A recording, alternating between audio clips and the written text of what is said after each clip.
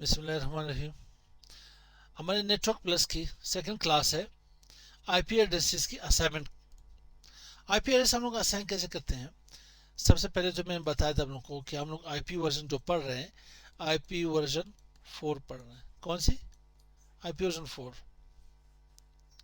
जो कि 1980 में आई है। कब आई? 1980 में। आईपी वर्जन 4 जो हमारे पास आई थी 1980 में। दुनिया की आबादी कितनी थी उस वक्त? 4.25 अरब थी। बिल्कुल, सवा इसी लिखा जाता है। ठीक, मान लेते हैं, उर्दू कमजोर है भाई। अच्छा, 1980 मेरे पैदाइश भी है। ठीक है मेरे भाई। और इसके बाद उस वक्त ये जो आईपी थी 4.25 अरब, ये जो मेरे पास आईपी वर्जन 4 आई, ये 32 बिट की थी। कितनी थी? 32 बिट की। अगर मैं यहाँ पे 2⁻32 कर लूँ तो क्या आएगा? 4,49,67,296 आईपी एड्रेसेस आप आसान कर सकते हो in case of IP version 4। जो कि आईपी वर्जन 4 हमारे पास 4 ऑक्टेट की थी। कितनी? Every octet separated by dots. 8 + 8 16 + 8 24 + 8 32। मानते हो? चलो, आईपी वर्जन 4 से पहले आईपी वर्जन 1 2 3। 1980 से पहले आईपी वर्जन 1 2 3 के एल्गोरिथम डिजाइन की गई है, जो कि दुनिया की आबादी को देखते हुए ये फार्मूला नहीं बना उससे। तो फिर बाद में आईपी वर्जन 4 सेट होगी। इसकी हम लोगों ने आईपी वर्जन पढ़ी थी, अच्छी कंप्लीट पढ़ी थी। क्लासेस पढ़ी थी इसके 5 क्लासेस है, class A B C D, ठीक है, ई तक।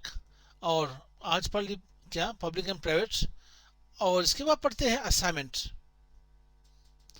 असाइनमेंट ये कि आईपी को असाइन करनी हो तो या मैनुअली असाइन करोगे या ऑटोमेटिकली। ऑटोमेटिकली बोले तो डायनेमिकली।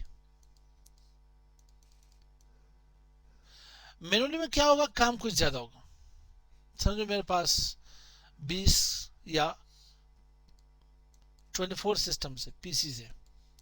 अभी आपको क्या करना पड़ेगा? नेटवर्क एडमिनिस्ट्रेटर को हर पीसी के पास आना पड़ेगा, मैनुअली आईपी असाइन करनी पड़ेगी। मैनुअली आईपी असाइन करनी पड़ेगी।